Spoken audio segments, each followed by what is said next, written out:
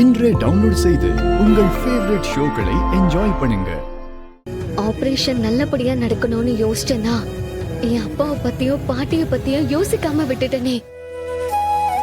என்னதான் இது டிராமாவா இருந்தாலும் எங்க அப்பா நம்மள இப்படி பார்த்தா ஒரு நிமிஷம் உள்ளுக்குள்ள உடைஞ்சு போயிடுவாரல்ல சீனியர். இதெல்லாம் யோசிச்சுதான் நான் வேண்டான்னு சொன்னேன். நீ கேட்டியா? அப்புறம் இன்னொரு விஷயம், உங்க அப்பாவையும் பாட்டியையும் கூட ஏதாவது சொல்லி சமாளிச்சிடலாம். ஆனா உன் சித்திய பத்தியும் அத்தைய பத்தியும் கொஞ்சமாவது யோசிச்சு பாத்தியா?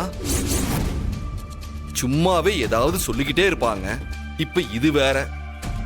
ஒரு உண்மையை கண்டுபிடிக்கிறதுக்காக போய் சொல்றது தப்பு இல்லைன்னு எங்க அம்மா சொல்லிருக்காங்க சீனியர். சரி விடுங்க, பாத்துக்கலாம். இத்தனை நாளா நம்ம 2 பேரும் மட்டும்தான் சமாளிச்சோம். இப்போதான் நம்ம சப்போர்ட்டுக்கு இன்னொரு ஆள் இருக்காங்களே. இன்னொரு ஆளா? யார சொல்ற? வேற யாரு? உங்க அக்கா இந்திராணி தான். ரித்திகா கண்ணே சொல்லுமா. அந்த அயலி என் வாழ்க்கையை கெடுக்காம விட மாட்டான்னு நினைக்கிறேமா. என்னம்மா என்னம்மா என்னாச்சு? ஏதாவது பிரச்சனையா?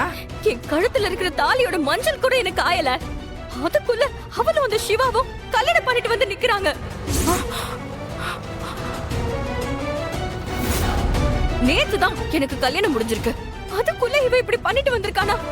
இவ ஏதோ பெருசா பிளான் பண்ணிட்டு தான் வந்திருக்காமா. கொலகாரி பெத்த ஓடுகாலிக்கு இந்த அளவுக்கு மனசுல தைரியம் வந்துருச்சுல்ல. நான் இதை விட போறதில்ல. ரித்திகா நீ பயப்படாத கண்ணே.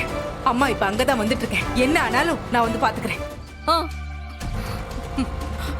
ஜமுனா என்னன்னு சொல்லு ஜமுனா. என்ன ஆச்சு? அந்த அயலியும் அப்பம் பேர் தெரியாத சிவாவும் கல்யாணம் பண்ணிட்டு தான் அங்க நிக்கிறாங்களாம். நான் இது சும்மா விட போறதில்ல. என்ன ஆனாலும் சரி, நாம போய் என்ன ஏதுன்னு பாத்துற வேண்டியதா.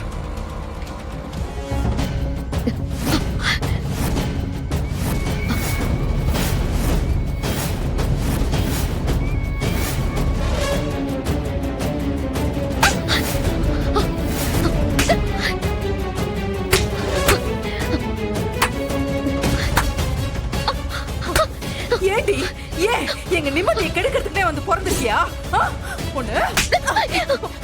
என்ன பண்ணிட்டு இருக்கீங்க நீங்க? அப்படி என்னடி உனக்கு அவசரம்? ஏன் இப்படி பண்ண? கையெடுங்க இந்திரா, நான் சொல்றத புரிஞ்சுக்கோங்க. இவன் நீங்க நினைக்கிற மாதிரி அப்பாவி இல்லை. இவ நல்ல பாம்பு மாதிரி எப்பவுமே நாக்குல விஷத்தை வச்சுக்கிட்டு சுத்திக்கிட்டு இருப்பா. இவளெல்லாம் நம்பவே நம்பாதீங்க. இவளுக்கு எப்பாடு பட்டாவது என் பொண்ணு வாழ்க்கையை கெடுக்கணும். அதை மட்டும் தான் இவ குறிக்கோளா நினைச்சு சுத்திக்கிட்டு இருக்கா. இவளை நம்பவே நம்பாதீங்க. ஏண்டி ஏன் இப்படி பண்ணி தொலைச்சிருக்க? என்ன எல்லாரும் சேர்ந்து நாடகம் போடுறீங்களா? நேத்து உங்க சின்ன மகளை கல்யாணம் பண்ணி அனுப்பி வச்சுட்டு இன்னைக்கு இவளையும் இங்க அனுப்பி விட்டுருக்கீங்களா? ஐயோ அத்தை, இதுக்கும் எங்களுக்கும் எந்த சம்பந்தமும் இல்ல. இவ எப்பவுமே இப்படி ஏதாவது பிரச்சனை இழுத்துக்கிட்டே தான் இருப்பா. இவ இப்படி பண்ணுவான்னு எங்க யாருக்குமே தெரியாது. ஐயோ, நம்ம வாழ்க்கையும் நம்மளை சுத்தி இருக்கிறவங்களோட வாழ்க்கையும் நார்மலாவே இருக்காது போலயே.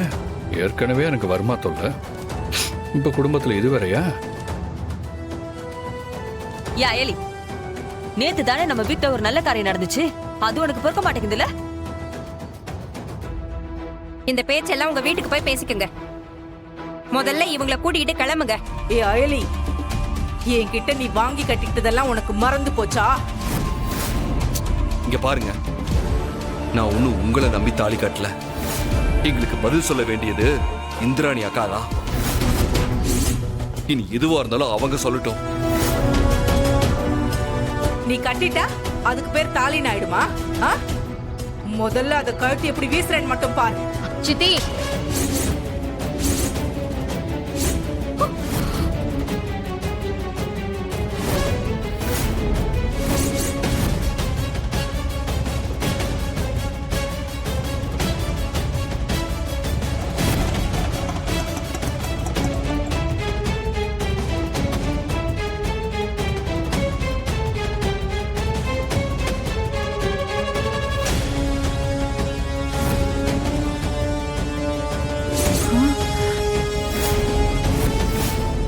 என்னடி என்கிட்டயே ஒரு திமிர காமிக்கிறியா?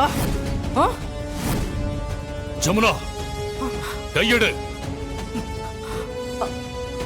உன்கிட்டதான் சொல்றேன், கையெடு.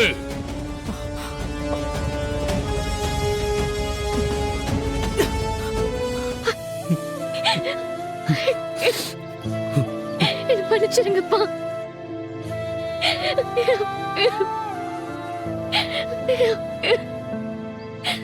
என்ன மன்னிச்சிரு பத்து. அயலி, என்னம்மா அயலி, இந்த அப்பனால உனக்கு எந்த நல்லது கெட்டதும் செய்ய முடியாதுன்னு தெரிஞ்சு நீயே இந்த முடிவு எடுத்துட்டியாமா? ஏங்க போதும், உங்க பாச போராட்டத்தை எல்லாம் உங்க வீட்ல போய் வச்சுக்கோங்க. இது என்ன வீடா இல்ல சந்தை கடை நினைச்சீங்களா? எங்களால யாரும் கஷ்டப்பட வேண்டாம். நானும் சிவாவும் கல்யாணம் பண்ணிக்கிட்டது உங்களை நம்பி இல்ல, இந்திராணி மேடம் நம்பிதான் கல்யாணம் பண்ணிக்கிட்டோம். ஏமா, என்ன வந்ததுல இருந்து அதையே சொல்லிட்டு இருக்கீங்க? உன் தங்கச்சி தான் எங்க வீட்டுக்கு மருமக. அதுக்காக உங்க வீட்ல இருக்கிற எல்லாரையும் இங்க கூட்டிட்டு வந்து தங்க வச்சு போன்னு நினைக்காத. நல்லா கேளுங்க. நாக்க புடுங்குற மாதிரி இன்னும் 4 வார்த்தை நல்லா கேளுங்க. அயலி, நீ சிவாவை கல்யாணம் பண்ணிக்கிட்டது உன்னோட விருப்பம். அதுக்கு இங்க யாரும் எதுவும் சொல்ல போறது இல்ல. ஆனா எதுக்கு நீ இவங்க வீட்டுக்கு வந்து நின்னுட்டு இருக்கணும்? வா, எதுவா இருந்தாலும் நம்ம வீட்ல போய் பேசிக்குவோம். வா. வாமா. வேண்டாம் பாட்டி, என்னால சித்தியும் நிம்மதி இல்லாம இருக்கணும், சித்தியால நானும் நிம்மதி இல்லாம இருக்கணும். அப்படி ஒரு வாழ்க்கையே எனக்கு வேண்டாம். நாங்க இந்திராணி மேடம் இருக்கிற தைரியத்துல தான் கல்யாணம் பண்ணிக்கிட்டோம். அதுக்கு அவங்க தான் ஒரு வழி சொல்லணும். ஆமா, நாங்க அவங்கள நம்பிதான் கல்யாணம் பண்ணிக்கிட்டோம். எந்த முடிவா இருந்தாலும் அவங்களே சொல்லட்டும்.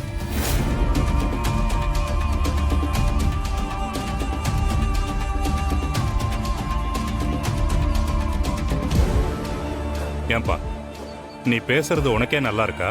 உன் மேல ஏதோ ஒரு பாசத்துல தம்பி தம்பின்னு கூப்பிட்டா நீ உண்மையாவே அவளை அக்கான்னு நினைச்சு இப்படி பண்றது உனக்கே சரின்னு படுதா? அவனை விடு காளியப்பா.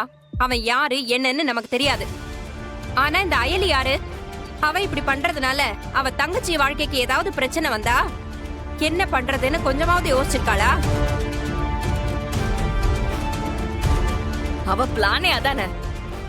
இப்படி ஏதாச்சும் பண்ணணும், அதனால இந்த வீட்ல பிரச்சனை வரணும், அந்த பிரச்சனையால என் வாழ்க்கை நாசமா போகணும்.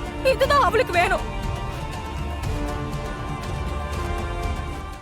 அந்த பிரச்சனையால என் வாழ்க்கை நாசமா போகணும். இதுதான் அவளுக்கு வேணும். அதனாலதான் என் கல்யாணம் முடிஞ்ச அடுத்த நாளே இப்படி தாலியை கட்டிட்டு வந்து நிக்கிறான்.